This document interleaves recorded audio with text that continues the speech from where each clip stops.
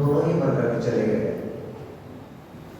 मृत्यु तो दोनों की हो गई, मृत्यु तो दोनों की हो गई, परंतु एक मरण के उपरांत भी तिरस्कार को प्राप्त है और एक मरण के उपरांत भी लोगों के हृदय में जिंदा है, जीवित है। निश्चित भी मरता है, लेकिन निश्चित मरकर के काले दाग छोड़ जाता है। निश्चित भी मरता है, परंतु निश्चित मरकर के काले दाग छोड़ जाता है। निधीर भी मरता है, परंतु निधीर मरकर के मुसीबतों को छोड़ जाता है परिवार के लिए। शीलवंत भी मरता है, धैर्यवान भी मरता है, लेकिन धीरशाली प्राणी मर करके यश को छोड़ जाता है। इतनी तो भेद है, इतना ही तो भेद है धर्मात्मा में और अधर्मात्मा में, पुण्यात्मा में, पाप आत्मा में, यही तो भेद है। पाप आत्मा अधीर होता है, पुण्य आत्मा विपत्ति के समय में भी धीरता को धारण करता है, धैर्य धारण करता है। विपत्ति है, मुसीबत है, उस मुसीबत के समय में जो परिणामों को शांत रखना सीख लेता है वही तपस्वी है, वही योगी है। मुसीबत नहीं है, विपरीतता नहीं है, तब शांत चित्त होकर के जी रहे हो, ये कोई बड़ी बात नहीं है। अभी आप अपने आप को धर्मात्मा मत मानना, अभी ऐसा मत कहना हम बहुत बड़े धर्मात्मा हैं, लोग हमारी बड़ी प्रशंसा करते हैं, मंचों पर मालाएं मिलती हैं, बड़ी बड़ी सभाओं में तिलक लगाया जाता है, अभी हम धर्मात्मा नहीं। धर्मात्मा की परीक्षा होगी, तब पता पड़ेगा कि क्या आप धर्मात्मा हो। भरी सभा में जिस दिन कोई आपका अपमान कर दे, सम्मान के तिलक लग रहे हैं, तब मुस्कुरा के जी रहे हो, ये धर्मात्मा का लक्षण नहीं, ये धैर्यवान का लक्षण नहीं है। सम्मान मिल रहा है, यश गाया जा रहा है, आपकी जय जयकार हो रही है, उस समय चेहरे के ऊपर मुस्कुराहट रहे, आपके हृदय शांत है, गदगद है, ये धर्मात्मा का लक्षण है। भरी सभा में आपकी घोर निंदा कर दे, आपके सिर के ऊपर लांछन लगा दे, पूरी सभा आपको धिक्कार कहे, पर तब भी अपने धैर्य को नहीं छोड़ना, तब भी अपने क्षमता परिणामों को नहीं छोड़ना, ये साधु का लक्षण है। इसका नाम साधु पुरुष है।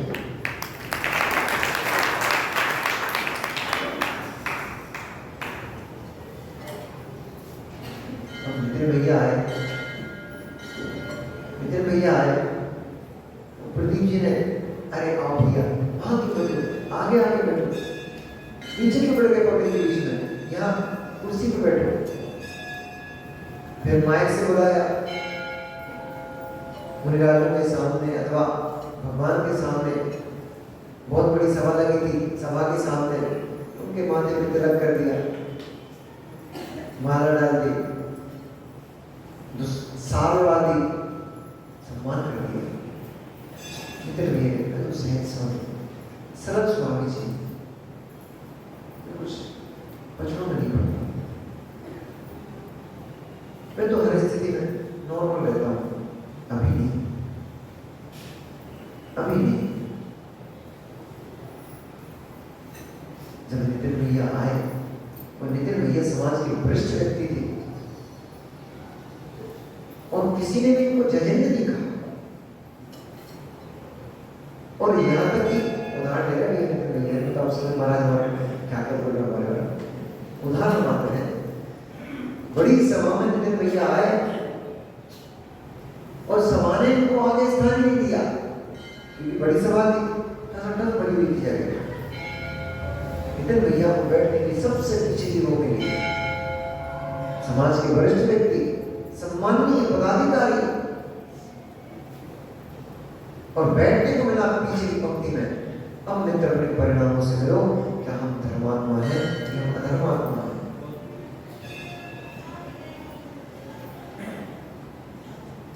बोल पाओ अथवा न बोल पाओ, हो सकता है समाज के संकोच में, अपनी मान प्रतिष्ठा के संकोच में हल्ला न मचाओ आकर, क्योंकि तुम लोगों को दिखाई नहीं दे रहेगा कि हम आए हैं। वहां बैठा दिया पीछे कोने में, वहां भी तो व्यक्ति ही बैठे थे, वहां भी तो आपके समाज का कोई व्यक्ति ही बैठा था। वहां अपने आप को समाज के बीच में क्यों नहीं देख पाए? क्या आपके बाजू में आपका कोई भाई नहीं बैठा था? तो वहां आपको निम्न क्यों महसूस हो रहा है? पकड़ो इस परिणाम की धारा को, पकड़ो इस परिणति को। वहां आपको निम्न महसूस क्यों हो रहा है? वहां आपको क्यों लग रहा है कि मेरा असम्मान हो रहा है, मेरा अपमान किया जा रहा है? क्योंकि आपने अपने आप को अभी धर्म में नहीं, आपने अपने आप को अभी कषायों में पाल के रखा है। आपने अपने आप को भी आकांक्षाओं में पाल के रखा है। धीरता नहीं है। धीर वास्तव में धैर्यशाली व्यक्ति होगा, भीतर का, दिखावे का नहीं। दिखावे की असर हो सकता है, भाई किससे कहें, बोले लोग ये खराब इसे चुपचाप बैठे रहो, नीचे मुंडी करके बैठे रहो। अंदर की तरफ भुटक हो रही है, अंदर की तरफ भुटक हो रही है, कोई देख ही नहीं रहा। एक हाथ तो देखे, प्रीति जी बैठे, वो प्रवेश जी बैठे, तो सावला जी बैठे, तो फिर कोई इतने सारे लोग बैठे, कोई देख ही नहीं रहा मुझे। एक हाथ तो देख ले तो आगे बढ़ा ले। प्रवचन सुनने का आनंद आएगा, प्रवचन सुनने का आनंद आएगा। प्रवचन सुनने का आनंद नहीं आएगा, अंदर में उथल मचती रहेगी। कब हो कोई मुझे देख ले, आगे बुला ले, और जैसे किसी देख ले, अरे नितिन भाई तुम आगे बैठे हो, इधर आ गया, फिर देखो चेतना वापस आ गई। जैसे दीपक में घृत अंत में पहुंच जाता है, अब बत्ती बत्ती में माता लगा है, दीपक में पहुंच चुका है, तो दीपक लुंज होने लग जाता है, उसकी बत्ती और उसकी लो कमजोर होने लग जाती है।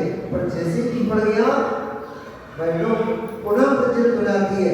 ऐसे पीछे बैठा बेचारा सूर्य की तपन में मुरझाए हुए कोमल पुष्प के समान मुरझा जाता है, चेहरा छोटा सा पड़ जाता है, चेहरे का तेज भीगा पड़ जाता है। पर जैसे ही किसी ने बुला लिया, वहां क्यों बैठे, आगे आओ, तुरंत ही सूरजमुखी के समान खिल जाता है।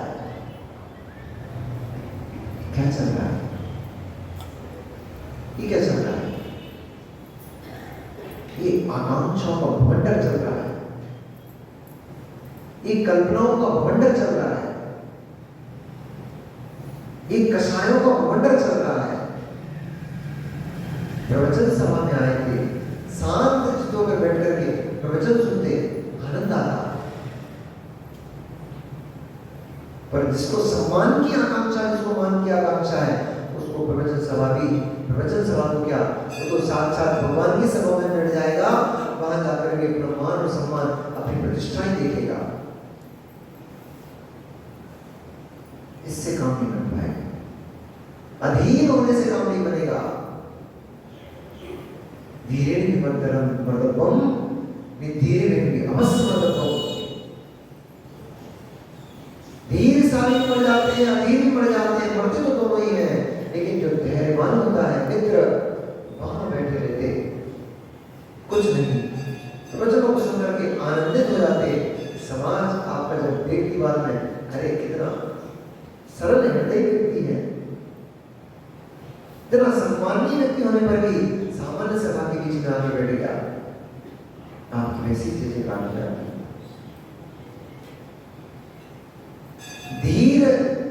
धीर धारण कर लेते, धैर्य धारण कर लेते, धीरता धारण कर लेते, अपने आप यश मिल जाता, धीरवान मर तो जाता है लेकिन लोगों के हृदय में सदा सदा जीवित रहता है। अधीर की मृत्यु हो जाती है, कलंक लग जाता है। हे रावण, हे दशरथ, तू रूप को देख करके धैर्य नहीं धारण कर पाया। हे रावण, सीता के रूप को देख करके तू धैर्य नहीं धारण कर पाया, धीरता नहीं ला पाया, शील नहीं ला पाया। शील में जीता रहता तो आज तेरा जगत में यश फैलता होता। निश्शील में चला गया, मरण को तो प्राप्त हो गया, मर के भी जीवन भर के लिए, जीवन नहीं युगों युगों के लिए कलंक छोड़ गया। राम धैर्यशाली पुरुष थे, राम धीर पुरुष थे। इतनी बड़ी विपत्ति में भी हिम्मत नहीं हारी, इतनी बड़ी परिस्थिति की विकट परिस्थिति में भी उन्होंने राम से क्या संदेश पहुंचाया कि मुझे तुझसे कोई बैर नहीं है,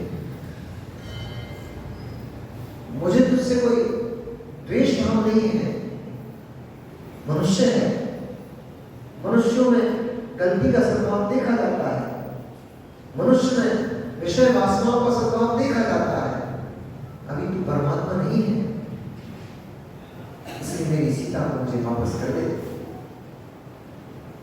मुझे तुझसे कोई प्रयोजन नहीं। ये धैर्य था, ये धीरता थी। इतना बड़ा अपराध करने पर भी उसको क्षमादान दे दिया। ये धीर चली पुरुष, धीरवान पुरुष की धीरता थी। परंतु निश्चल अधीर पुरुष के अंदर कहां धैर्य होता है। इस वस्तु का समागम होते ही, इस वस्तु का समागम होते ही जीव उछल पड़ता है, आनंद की लहर दौड़ जाती है। पर अनिष्ट वस्तु का समागम होते ही चेहरा मुरझा जाता है। इसलिए इष्ट वियोगज आर्त ध्यान, अनिष्ट संयोगज आर्त ध्यान, पीड़ा चिंतन आर्त ध्यान, दान आर्त ध्यान। इष्ट का वियोग हो गया, निरंतर निरंतर उस इष्ट के चिंतन में डूबे रहना, दुखी होना, ये आर्त ध्यान चल रहा है। पाप कर्म का बंध का हेतु, संसार में परिभ्रमण का कारण।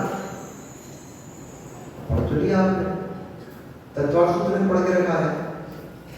आर्त रोग धर्म सुखनानी, 4 प्रकार के ध्यान हो गए। आर्त ध्यान के बारे में पढ़ोगे, इष्ट वियोगज, अनिष्ट संयोगज, पीड़ा चिंतन, निदान, ये आर्त ध्यान है। पढ़ तो लिया, पढ़ तो लिया। पर जिस समय आपकी दुकान में काम करने वाला नौकर, जिस समय आपकी दुकान में काम करने वाला नौकर आपकी 10,000 की एक कीमती वस्तु रखी थी दुकान में, उसको पार करके ले गया। अब परिणाम की धारा से मिलो, अब परिणाम की धारा से मिलो। धैर्य, धैर्य, अधैर्य, यहां धीरता धारण करोगे तो इष्ट संयोग, इष्ट वियोगज आगे ध्यान नहीं होगा।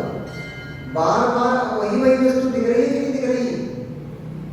अरे इतनी कहाँ रखी मैंने, वहां रखी थी, कौन चुरा के ले गया, कब मिलेगी, रिपोर्ट लिखाओ, ये करो, ये करो, ये करो। हर समय वही वस्तु दिमाग में घूम रही है। इष्ट वियोगज आर्त ध्यान, पाप बंध का हेतु, संसार परिभ्रमण का हेतु। पढ़ तो लिया था, पढ़ तो लिया था।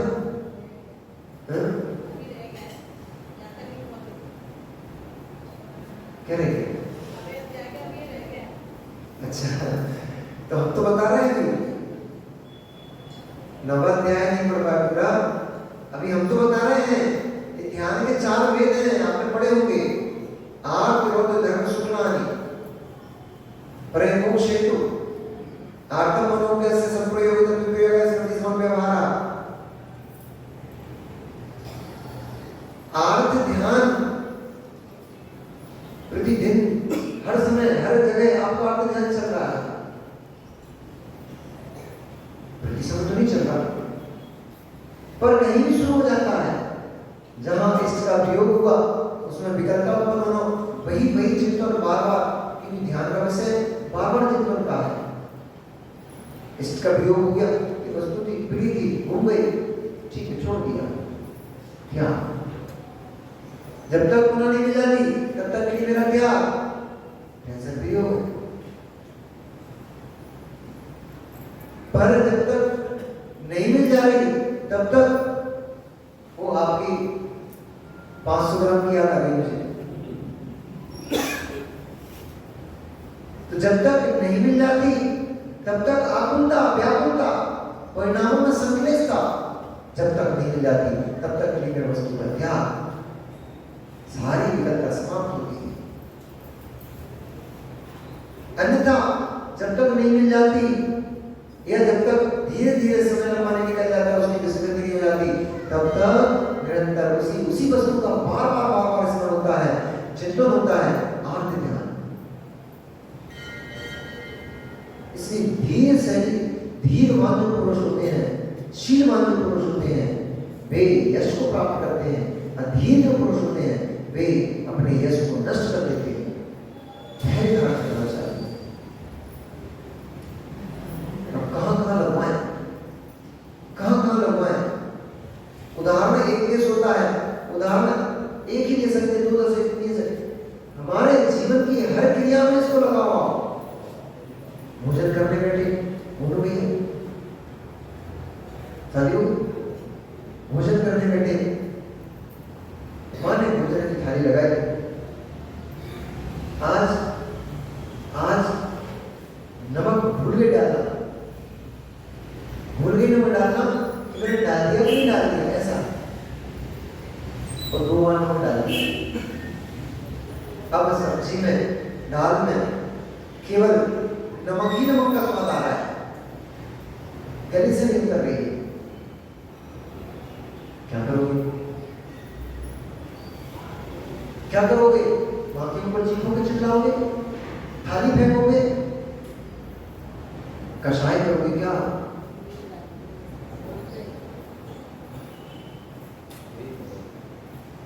यही करता तो व्यक्ति यही है, पर ये करने योग्य नहीं है। साम्राज्य करता तो व्यक्ति यही है, पर ये करने योग्य नहीं है, क्योंकि इसमें कषाय परिणति आ गई, निधीर अधीर हो गया। तो भोजन तो वो दाल नहीं, दाल में पानी मिला, नमक का स्वाद कम हो जाता है। अथवा ऊपर की दाल ठार देते पतली, तो भी नमक का स्वाद कम हो जाता। नहीं भी खाई जा रही थी, भोजन को, दाल को छोड़ देते, सब्जी से खा लेते, काम बन जाता। सब्जी छोड़ देते, दाल में डाल देते, इससे तो काम बन जाता, लेकिन जो थाली तुमने फेंक दी है, इससे काम बहुत बिगड़ गया। अधीर मां की नजरों में गिर गया। छोटी सी बात है, बहुत छोटी सी बात है, और दैनिक जीवन में आपके साथ ऐसा कई बार घटित होता है। उदाहरण ही तो लगाते जाओ, कई बार कहां क्या क्या होता है। धीर होकर के, अधीर होकर के थाली फेंक दी, मां को बुरा भला बोल दिया, मां का दिल दुखा दिया, मां की नजरों में तुमने अपनी इज्जत गिरा दी। कैसा बेटा है मेरा, मुझसे एक छोटी सी गलती हो गई, इतनी बात सुना दिया, इतनी खरी खोटी सुना दिया, मैंने कैसे कैसे तुझे पाला। पूरी फिल्म घूमने लग जाती है, पैदा करने से लेकर इतना बड़े करने तक की पूरी फिल्म घूमने लग जाती है। कैसे कैसे पाला, कैसे कैसे कष्ट सहे, और आज बड़ा हो गया, मुझसे ऐसा होता है। कितना कष्ट दे दिया, इतनी सी नमक की डिल्ली ने कितना कष्ट दे दिया। वही चुपचाप शांति से भोजन करते, नहीं खा जा रहा था, उस वस्तु को छोड़ करके दूसरी वस्तु से भोजन करके और धीरे से पोखरी चले जाते। माँ जब दाल खाती, माँ को पता पड़ जाता, नमक डाला था बेटा, दाल में इतना नमक डाला था, तो तूने बताया भी नहीं। अब क्या होता होता, बताने से क्या होता माँ, नमक तो बढ़ चुका था, दाल तो खाली हो ही चुकी थी, बताने से भी क्या होता। इसलिए मैंने सोचा सब्जी से रोटी खा लेता हूँ। माँ पीठ ठोकती, धन्य है मेरा बेटा, इतना धैर्यवान, इतना सत्तावान, विपत्ति के समय में जो धैर्य धारण कर लेता है वह सम्मान को प्राप्त होता है। विपत्ति आपत्ति के समय में जो अधीर हो जाता है वो अपमान को प्राप्त होता है। विपत्ति आए, आचार्य को सूत्र देते हैं, विपत्ति आए मौन हो जाओ, कषाय उत्पन्न करने का हेतु बढ़ाओ, तुरंत मौन हो जाओ।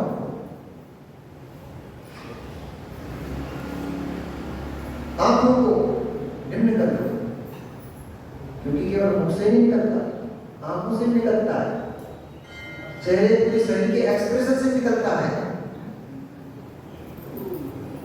तमा जाता है, गुस्सा आता है, तमा जाता है। कम से कम इतना ही कर दो, मुख से नहीं बोलोगे मचेगा तो नहीं, मुख से नहीं बोलोगे कम से कम तो घर में मचेगा तो नहीं, इतनी रक्षा हो जाएगी। यही बहुत बड़ा काम हो गया, लेकिन बड़ा काम तो है। लेकिन मौन पर ऐसा ध्यान करना कि ऐसा ना हो कि अभी तो थोड़ा बचने वाला था, पहले बच जाता, थोड़ा बचने वाला था, लेकिन दबा इतना भर गया, अब तो फूटा, उसने पूरे घर में मचा डाला, वो ब्लास्ट हो गया।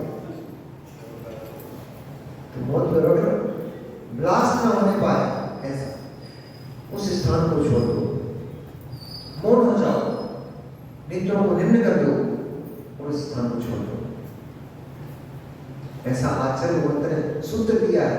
जब गुस्सा आए, जब कषाय भड़कने लग जाए किसी पे, सबसे पहले तो मौन हो जाओ और अपनी आंखों को नीचे कर लो, क्योंकि आंखें दूसरे की आंखों में देखती हैं, उसकी आंखों में रोष दिखाई देता है, तो मन में उसके प्रति का प्रभाव उत्पन्न हो जाता है। हम देखेंगे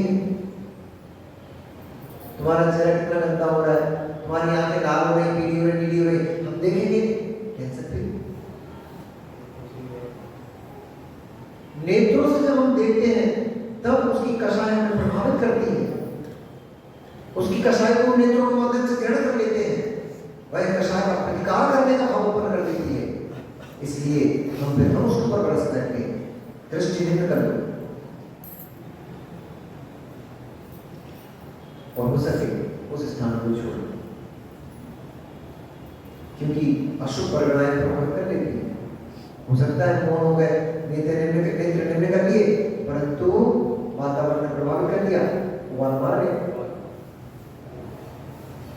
तो राय तक फैल जाएगा। महाराज जी बड़े सुनाते हैं राय तक फैलने वाला, तो राय तक फैल जाएगा, फिर समेटना बड़ा मुश्किल हो जाता है। लोग फिसल के कहते हैं शादी में करो, एक विपिन का नाम फिर नाम विपिन भैया, इनका नाम प्रभात याद रहता, पता नहीं क्या संबंध है इनसे हमारा, मतलब वो प्रभात नाम का इनका चेहरा देखे पता नहीं प्रभात नाम क्यों याद आता है।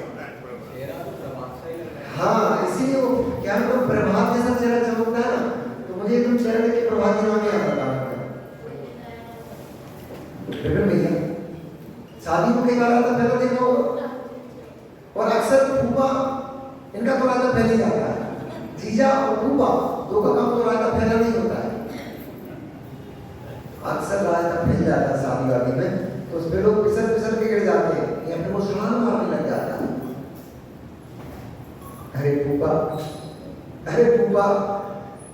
धैर्य धारण कर लेता, फूफा अरे जीजा धैर्य धारण कर लेता, तो ये रायता नहीं फैलता, सड़ान नहीं मारता, तूने धैर्य छोड़ दिया, इसलिए रायता फैल गया, पूरी शादी में सड़ान मची पड़ी हुई है, सबके मन खराब कर डाले।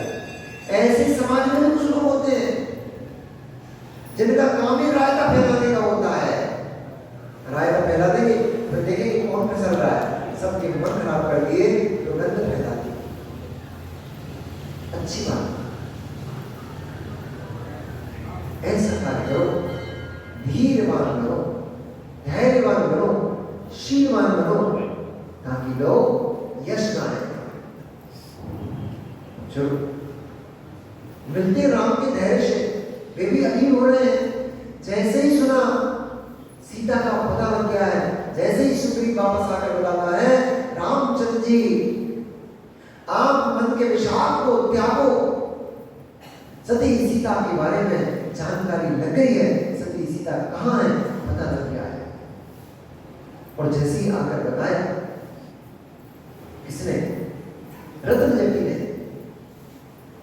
रतन जेठी ने जैसे आकर बताया कि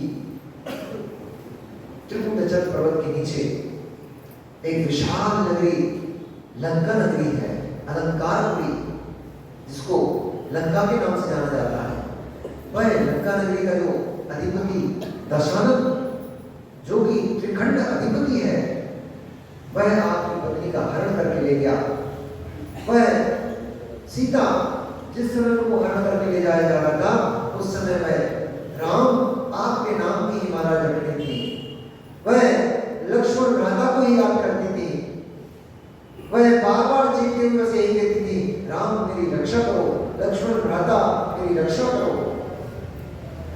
उस दुष्ट विद्याधर की मैंने इस दुष्कृत्य को देखा, मैंने उनकी रक्षा का प्रयास तो किया, परंतु उस बलशाली के सामने मैं टिक नहीं पाया।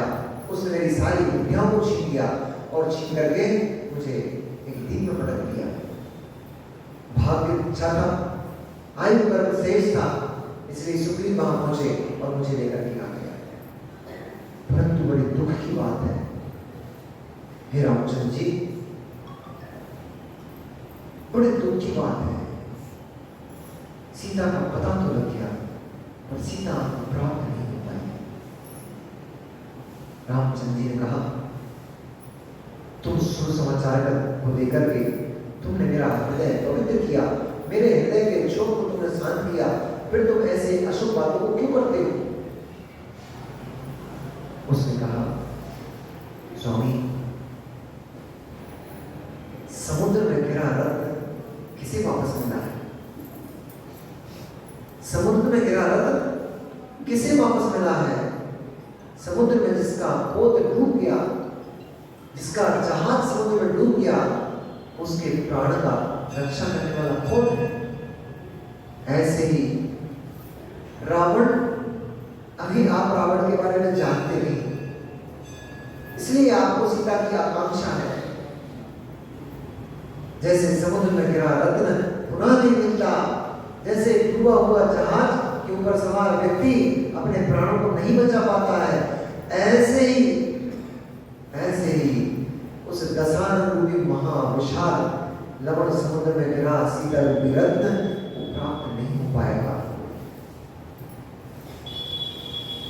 पहला तो ये उस लंकापुरी में प्रवेश करना ही तो साध्य है, वह ऐसे उपकरणों से रक्षित है कि उस पर्दी में आने से ही लोगों का घात हो जाता, बड़ी बड़ी सेना नष्ट हो जाती है, उसकी पर्दी में प्रवेश करना तो साध्य है। फिर जिस दशानन की एक आवाज सुनकर के देवता भी कंपित होते हैं, जिस दशानन का सामना करने के लिए ये मध्यलोक तो क्या, ये जम्बूद्वीप तो क्या, पूरा का पूरा मध्यलोक जिसका सामना नहीं कर सकता, ऐसे उस दशानन के हाथ में आई सीता कौन तुम्हें दिलाएगा? अर्थात किसी में भी सामर्थ्य नहीं है। जैसे ही सबने ये सुना, रामचंद्र जी ने विराट, सुग्रीव आदि बड़े बड़े राजे महाराजे वहां पर बैठे हुए थे, सबकी ओर दृष्टिपात किया, सभी ने अपनी दृष्टियों को निम्न कर दिया, नीचे कर दिया। कौन लड़ेगा रावण से? किसकी मौत सता रही है? किसके सिर पर मौत मंडराएगी? जो रावण से युद्ध करके सीता को लेने जाएगा। तब जाम्बूनंद, जिसे आप जाम्बून के नाम से जानते हैं, जाम्बूनंद ने कहा, जो कि सुग्रीव का वरिष्ठ मंत्री था, जाम्बूनंद ने कहा, हे राम, सुग्रीव की 18 कन्याओं ने तुम्हारे साथ वर्ण किया है। बड़े बड़े महाराजा राजा यहाँ पर विराजमान हैं, इनकी सुंदर कन्याएं हैं। तुम्हें जिसको भी रुचि जिसमें तुम्हें उत्पन्न होती है, तुम उसके साथ विवाह संपन्न करो, उसको अपनी प्रिया बना करके उसके साथ भोगों को प्राप्त हो, सीता की आशा को छोड़ो। यही तुम्हारे लिए बुद्धिमत्ता का परिचय है। यदि दशरथ के पास गई सीता के बारे में भी तुम पुनः उसको प्राप्त करने की आकांक्षा करते हो, इसमें तुम्हारी बुद्धिहीनता प्रदर्शित होगी। तब धैर्यशाली रामचंद्र जी ने कहा, मित्रों, इतना बड़ा उपकार जब किया ही है कि सीता का मुझ तक परिचय पहुंचाया है, तो फिर उसे प्राप्त करने के प्रयास में क्या हानि? क्षत्रिय पुरुष, श्रेष्ठ पुरुष अपने लक्ष्य को प्राप्त करने का पुरुषार्थ करते हैं, थक कर नहीं बैठते। तब सभी वरिष्ठ मंत्रियों, वरिष्ठ जनों ने समझाया, रामचंद्र जी, आप यद्यपि बहुत ठीक कहते हो कि क्षत्रिय पुरुषों को अपनी वस्तु की प्राप्त करने का लक्ष्य बनाना चाहिए, उसका पुरुषार्थ करना चाहिए, लेकिन जब स्पष्ट दिख ही रहा है कि पुरुषार्थ में मृत्यु के अलावा कुछ भी हानि नहीं लगेगा, वहां पुरुषार्थ करने से क्या लाभ? इस भूमि पर ऐसा कोई भी राजा नहीं है जो उस रावण के पास से आपको सीता को लेकर के आ सके। तब कुपित होकर के लक्ष्मण ने अपनी सूर्यराष्ट्र को खींचा और कहा, वो सौगंध है, यदि सीता मां को पुनः राम से न मिला पाया, इसी कारण से मैं अपने शीश को हला कर दूंगा। राम ने कहा, लक्ष्मण, धैर्य धारण करो, धैर्य धारण करो, अधीनता में कुछ प्राप्त नहीं होता। यदि हम उसी दिन सीता के वियोग में मृत्यु को प्राप्त कर लेते, उसी दिन सीता की याद में तड़प तड़प के मर जाते, तो आज सीता का समाचार मिलता क्या? ये सीखना चाहिए। मां, ये बात तो बहुत छोटी सी होगी, एक सेंटेंस छोटा सा है, यदि हम सीता के वियोग में उसी दिन मृत्यु प्राप्त कर लेते, तो आज सीता का समाचार मिलता क्या? ये कहां लगाना है? कहां लगाना है? जब आपकी बहू धक्के मार के घर से निकालने लग जाए, जब आपकी बहू आपको भोजन देना बंद कर दे, जब आपकी बहू ससुर से कहे कि तुम्हारे पास कोई काम काज नहीं, निठल्ले बैठे रहते दिन भर, बच्चों को नहीं खिला सकते क्या? तब इस बात को लगाना है कि धैर्य रखो, विपत्ति का समय टल जाता है, पुनः संपत्ति का समय आता है। ऐसे ही ये अशुभ वचनों का समय, धैर्य रखो, ये टल जाएगा। इसको शांति से डाल दिया तो अच्छा समय आ जाएगा। इसमें पोसने लग गए बहू को, इसमें पोसने लग गए बेटे को, इसमें पोसने लग गए अपने भाई मित्रों को, तो अच्छा समय कैसे आएगा? शत्रु बन जाएंगे वे, शत्रु बन जाएंगे। बुढ़ापे में बड़ी दुर्दशा हो जाती है इंसानों की। इसलिए जैसे जन्म में कष्ट है, मरण में कष्ट है, जरा में बड़ा कष्ट है, बुढ़ापे में बड़ा कष्ट है, हाथ पैर काम नहीं करते। धर्मात्मा बेटा बेटी निकल गए, धर्मात्मा बहू मिल गई, तो पुण्यात्मा जी का पुण्य काम कर गया। और अधर्मात्मा मिल गए, कषाय हृदय मिल गए, तो बड़ी विडंबना हो जाती है बेचारे बूढ़े बूढ़ों की। इसलिए भैया, रिंकू भैया, वे रोचक तुम्हें धक्याएं, इससे पहले ही सोच लेना। वे रोचक और अनंत देवी को लेके जाए, फिर तुम्हें धुतकारें, धक्के मारें, इससे पहले ही निर्णय कर लेना, पहले ही सोच लेना, डंडे कंडे के साथ नहीं जाना, पिछी कमंडल के साथ जाना।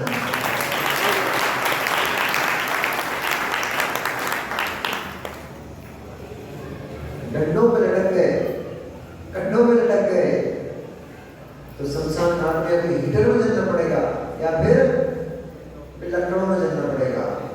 पिछी कमंडल हाथ में ले लिए तो चंदन की लकड़ी और नारियल में जलना पड़ता है। डंडे में लटक गए तो लेटे लेटे जलना पड़ेगा। पिछी कमंडल लिए तो बैठे बैठे समाधि संस्कार हो गए। डंडे में लटक गए तो मिट्टी का तेल डालेंगे लोग। कहाँ रखे मेरे सावला जी, लुटिया भर लाते हैं वो बढ़िया फोड़ने के लिए मात्र बस।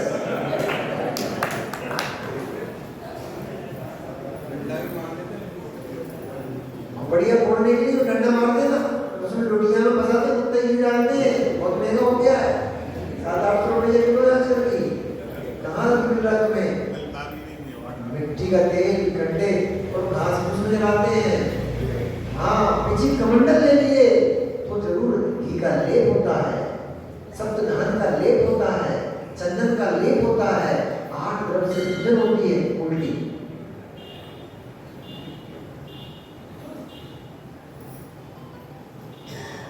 श्रीफल से संस्कार होता है, चंदन का लेप लगाया जाता है, सुगंधित द्रव्यों को छोड़ा जाता है, अष्टदल से पूजन होती है, अभिषेक होता है। भैया मोड़ा मोड़ी लुटिया भर घी लेके आए वो भी खोपड़िया फोड़ने के लिए। इससे पहले ही अपने खोपड़िया में, अपनी खोपड़ी में तत्व का निर्णय का घी डाल देना तो काम बन जाएगा, वरना तो दशा सबको चलेगी। 25-30 जाएंगे, उधर कार्यक्रम चलेगा, कुछ लोग लकड़ी लगाएंगे, कुछ मोबाइल चलाएंगे, कुछ कहेंगे कितनी देर कर रहा भाई, जल्दी कर लो दुकान में जाकर वापस। कुछ हंसी मजाक करेंगे, कुछ कहेंगे अच्छा व्यक्ति था, कुछ कहेंगे काय का अच्छा व्यक्ति था। इन बहुत सारी बातों के बीच में आप फूट जाओगे, कुछ नहीं मिलेगी, राख मिलेगी, वो भी पीछे नाले में डाले आएंगे, कहानी खत्म।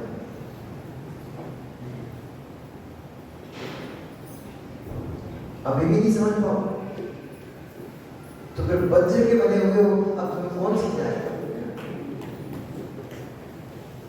अच्छा ऐसा नहीं देखा क्या?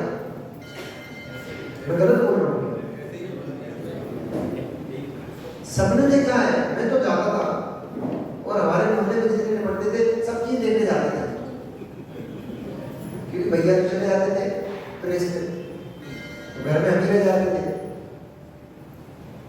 अथवा ऐसा होता था कि हम जाते भी थे, चाहे भैया साथ में तब भी हम जाते थे, वहां जाकर के चिंतन करते थे, देखते रहते थे उसको। शरीर दिखाई दिया, फिर धीरे धीरे लकड़ियों में ढक गया, अब केवल मुख दिखाई दे रहा है, शरीर ढक गया पूरा। इतने निर्दयी होते बेचारे, मुझे बड़ी दया आती थी। पहले कपड़े बनाएंगे नए, पहले नए कुर्ते पजामे पहनाए, नए कपड़े पहनाएंगे। पान का शौक था भैया तो पहले पान खिलाएंगे, सुगंधी का शौक था सैंडल लगाएंगे, अगरबत्ती लगाएंगे, मुर्दे को, और अंत में जैसे चिता पर लिटाने ले जाते हैं, कपड़े खींच लेते हैं, फाड़ देते हैं कपड़े, नंगा करके पहुंचाते हैं, नंगा करके पहुंचाते हैं, नंगे आए थे नंगे ही जाओ। अब कौन समझाए जगत को, कौन समझाए जगत को?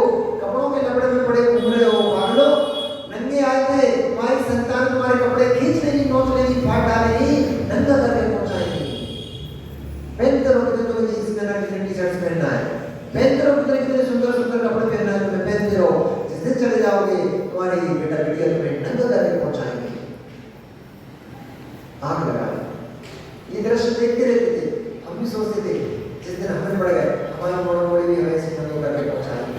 पहले ही छोड़ दो भैया, पहले ही छोड़ दो। अपने को नंगा होके नहीं जाना है, नंगा नहीं चंगा होके जाना है।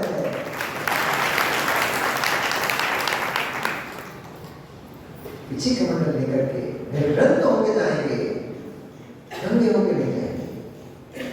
नंगे तो वे होते हैं जिनके कपड़े छीने जाते हैं, जिन्होंने अपने शरीर के ऊपर वस्त्र धारण की उतार कर फेंक दिए। आज से हमारा आजीवन वस्त्रों का त्याग, वे नंगे होकर जाते हैं, वे नग्न दिगंबर होकर के समाधि में प्राप्त हुए हैं।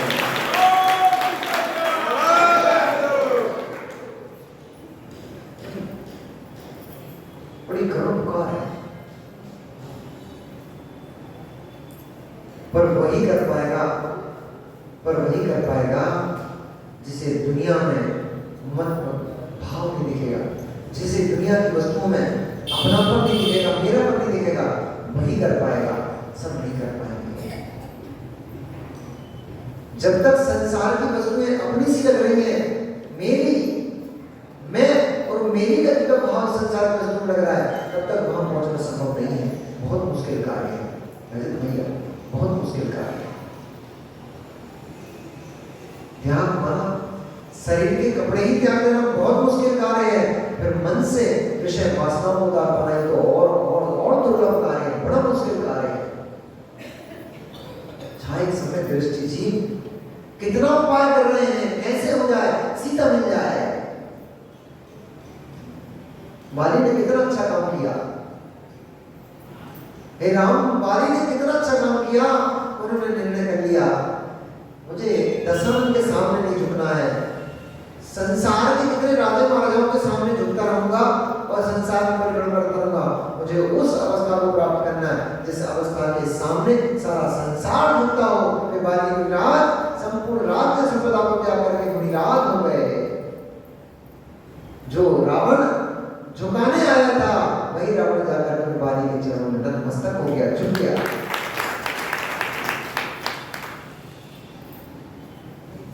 जो कषायों को झुका देते हैं, जो विषयों को झुका देते हैं, इंद्रिय भोगों को झुका देते हैं, उनके सामने जगत झुकता है। देखते रहते कभी इतने बुजुर्ग लोग आते, कोई 80 साल का।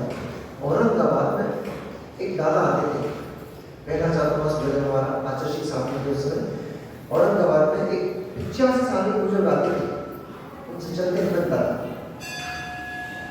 लाठी टेक करके आते थे, फिर धीरे से लाठी को सीढ़ियों ऊपर रखते थे, हमसे बोलते थे महाराज का नाम रखो,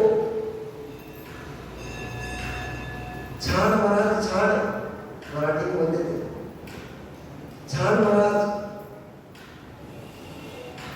भूल गए कैसे बोलते थे, मुझे आपके चरण छूना है, ठहरो महाराज, मुझे आपके चरण छूना है। 80 साल का वृद्ध झुकते नहीं बनता। यहाँ पर मंदिर में शाम को जाते हैं, सुबह शाम को जाते हैं, फिर दादाजी मिलते हैं, उनसे झुकते नहीं बनता। बड़ी मुश्किल से भगवान का नाम ले लेकर के झुकते हैं, फिर चरण छूते हैं। इस दृश्य को देखते हैं, कौन झुका पड़ा है, कौन झुका पड़ा है? 80 साल का वृद्ध नहीं, कौन झुका पड़ा है? 80 साल का वृद्ध नहीं, 80 साल में भी जो वासनाएं नहीं जीत पाया वो झुका पड़ा है। 80 साल में भी जो इंद्रिय के भोग नहीं जीत पाया वो झुका पड़ा है। किसके सामने झुका पड़ा है? 40 साल नहीं, 40 साल में जिसने रत्नत्रय रूपी कंबल को ओढ़ लिया है, उसके सामने झुका पड़ा है। धैर्य धारण कर लिया, धैर्य रूपी शीतल चादर को जिसने ओढ़ लिया है, उसके सामने झुका पड़ा है। हम तो सही बताएं, ईमानदारी वाली बात बता रहा है, माइक पे बैठे, झूठ तो वैसे मालूम होते नहीं, असत्य के त्यागी होते, मां रहती है, पर इन स्थितियों, इन परिस्थितियों को देख करके बहुत सारे निर्णय करते रहते हैं। तो देखते रहते लोगों को, और देखते देखते बहुत सारे निर्णय करते कोई ये भीड़ में से 60 साल के 70 साल के वृद्ध आते हैं ऊपर, 4 मंजिल 5 मंजिल ऊपर चढ़ के आते हैं भैया व्यक्ति करने, चलते नहीं बनता, हाँफते कमेंट करके, फिर भी हाथ में जोर नहीं लगता, उनके हाथों से जोर नहीं लगता, फिर भी 5 मंजिल ऊपर के आकर के ये वृद्ध भैया व्यक्ति करते हैं। सही बताऊं, आंखों से आंसू निकलने लग जाते हैं। मुझे लगता है महाराज इनकी भैया व्यक्ति व्यर्थ ना हो पाए।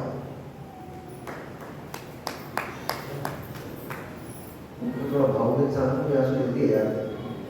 मैं क्या सोचता हूँ, निराश इनकी भैया व्यक्ति व्यर्थ न जाने पाए।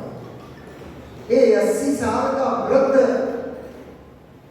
घर की 4 चीजें नहीं चढ़ पाता है, आपकी भैया व्यक्ति करने के लिए 5 मंजिल ऊपर चढ़ के आ रहा है। इसकी भैया व्यक्ति नष्ट नहीं होते, व्यर्थ नहीं जाना चाहिए। इसने पैर दबाए हैं, इतनी साधना आपको एक्स्ट्रा करना चाहिए।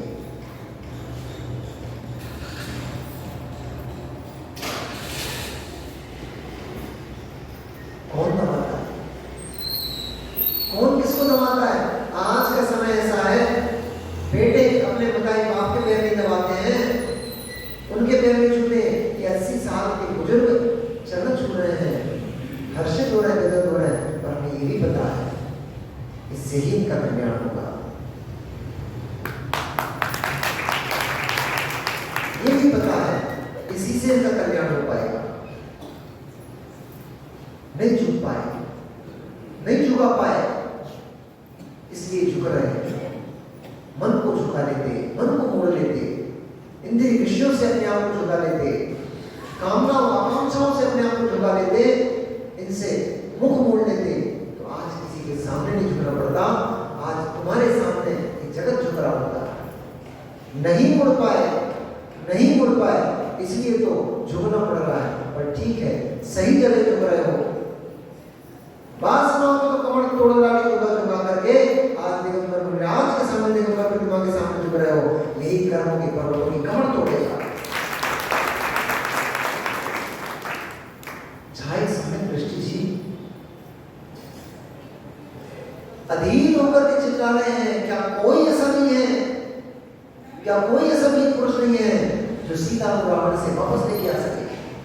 बड़ी मंत्रणा हुई, बड़ी चर्चा हुई, कई दिनों तक इस बात पर चर्चा चलती रही, कैसे करें, क्या करें, कौन साहस करेगा उस दशरथ के पास जाकर के सीता को लाने का, कौन समझाने का प्रयास करेगा? किसी में भी ताकत नहीं है कि उस रावण के सामने जाकर उसको समझाने का प्रयास करे। तब जाम्बुवंत ने कहा, एक रास्ता मुझे सूझता है, यदि कार्य कर गया तब तो हमारा काम बच जाएगा। रामचंद्र जी बोले, मित्र शीघ्र कहो ना, मुझे अब शांति नहीं है, मुझे अब चैन नहीं है। जैसे ही पता लग गया है कि सीता कहाँ है, अब मुझे तुरंत ही शीघ्र ही उससे मिलने की आकांक्षा है, शीघ्र कहो वह उपाय क्या है? तब जाम्बुवंत ने कहा, रावण का भाई है छोटा विभीषण, वो दयालु चित्त है, वो धर्मात्मा जीव है, जीवों के ऊपर दया पालता है, करुणा रखता है, न्याय नीति से जीवन जीता है, बहुत बड़ा नीतिज्ञ है। किसी तरह यदि विभीषण तक इस समाचार को पहुंचाया जाए और वो यदि रावण को समझाता है तो रावण उसकी बात को कभी टालता नहीं है, रावण उसकी सभी बातों को मानता है। वो यदि रावण को समझाए तो रावण आपकी सिया को आपके पास वापस पहुंचा सकता है, दूसरा तो कोई रास्ता नहीं है। तब फिर किसी अन्य मंत्री ने कहा कि सबसे पहली बात तो यह है कि विभीषण तक संदेश पहुंचाएगा कौन, और दूसरी बात ये, यदि वहां लेकर संदेशा कोई गया और रावण को इस बात का पता पड़ गया कि मेरे खिलाफ भड़काने के लिए विभीषण को मोहरा बनाया गया है, तो रावण कुपित होकर के पता नहीं क्या उत्तेजना मचाएगा, इसका अंदाजा लगा पाना भी बड़ा मुश्किल है। इसलिए क्या किया जाए? तब फिर सारे लोग से दृष्टि हट करके घूमते हुए घूमती हुई दृष्टि पहुंची अंजलि का पुत्र, पवन का पुत्र, हनुमान है, सुशैल है, जो सारे ब्रह्मांड के अंदर क्षोभ उत्पन्न करता है, यहाँ तक कि दशानन से भी वह निर्भीक है, उसने सारे भूमि के ऊपर अपना यश फैला के रखा हुआ है। हनुमान ही एक ऐसा व्यक्ति है जो लंका में प्रवेश को पा सकता है, और वो रावण का संबंधी भी है। रावण उस पर कभी मुक्त नहीं हो सकता, क्योंकि सुपर्णखा चंद्रलेखा की पुत्री के साथ, जैसे मैंने पहले बताया था कि वैदिक रामायण में हनुमान को बाल ब्रह्मचारी माना गया है, लेकिन जैन रामायण में सुग्रीव की पुत्री से और खरदूषण की पुत्री से आदि आदि और भी कन्याओं से कामदेव थे वो, तो उनका विवाह हुआ। बाद में कालांतर में उनको वैराग्य उत्पन्न हुआ, उन्होंने फिर बाद में ब्रह्मचर्य धारण किया और उसने फिर मोक्ष को प्राप्त किया। ये बात क्या था, लेकिन यहाँ पर उनका विवाह हुआ था। तो उन्होंने कहा कि रावण का, हनुमान रावण का संबंधी है, वो उससे प्रीति रखता है, इसलिए वो उसको कभी भी कुपित नहीं होगा। इसलिए हनुमान एक ऐसा व्यक्ति है जो हमारे संदेश को वहां तक लेकर जा सकता है। ऐसा विचार कर शीघ्र ही द्रुतगामी अश्व के ऊपर सवार करके आकाश विद्या के गामी थे वो, तो विद्याधर थे, तो द्रुतगामी विमान के ऊपर एक दूत को पहुंचाया। वह दूत ने जाकर के हनुमान को संदेशा दिया, और जैसे ही वह हनुमान की नगरी में प्रवेश हुआ और जाकर के उसने समाचार दिया कि राजा हनुमान को कहो कि सुग्रीव के पास से दूत आया है, उनसे भेंट करना चाहता है। सब लोग सुनते ही हनुमान तुरंत ही उस दूत को बुलाने के लिए उद्यत हुए। फिर क्या चर्चा हुई उनकी, और हनुमान राम के पास आने को तैयार हुए निकले हुए, और अभी तो उनको ये पता लगने वाला है कि खरदूषण का वध करने वाले राम है, तो उनके प्रति क्या भाव आएगा, क्योंकि खरदूषण का ससुर का हनुमान का। तो अब क्या गोलमाल होने वाला है, उसमें चलो क्या होने वाला है कल बता दिएगा। हमारे विचार